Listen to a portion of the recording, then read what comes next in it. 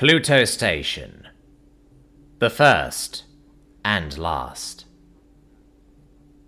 Derek D. Bonifacio was chief commander of the Pluto and Charon stations. For Terra, they were supposed to be listening posts for warp signatures out in the Ut.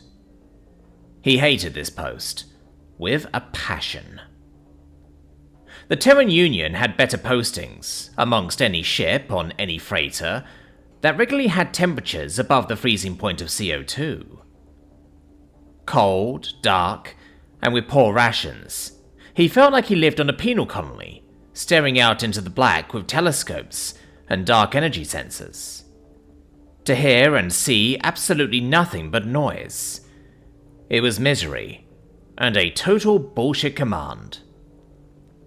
It had taken humanity most of a century to even build Pluto Alpha.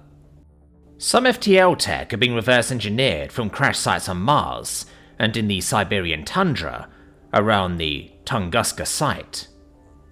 FTL communication was solved. We could not yet travel the stars with this technology, but we can detect it. A silent galaxy had suddenly become incredibly noisy, and it was hostile. Thrumming with these angry and indecipherable warp signals, without the ability to project, the Terran government decided to defend. On Pluto Base, on Titan Base, and on Europa Base, and dozens of others, each station had a big red button that the staff had not a clue as to the purpose. Each had a colossal "Do Not Press" sign above it, and 2 key locks to open the plexiglass cage. These were not meant to be pushed, under any circumstances that common situations foresaw. The regs said do not push the button. Until D-Day, H-hour, M-minute, S-second. January 19th, 2-155-23, Terran UTC.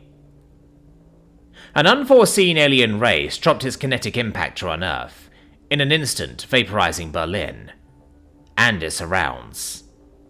30 million souls died in an instant. 700,000 more impactors were on the way. The next shot winged Luna, sending regolith plumes into orbit. Terra was at war, against an unknown threat. A call was made. Push the red buttons. From Mercury to Pluto, the command went out. Push the red button. A soldier through and through, Derek slammed the button. Simultaneously, 37 other planetoids and moon stations slammed their big red buttons. Unbeknownst to their commanders, these outposts had been set up with a short warp jump failsafe. In the moments it took for each commander to hit their button, all 38 planetoids had short warped into Earth orbit. A literal shield for Earth. Ceres, Pluto, all the Jovian moons, half of Saturn's moons, and 15 of the largest near-Earth asteroids warped in to body block Earth.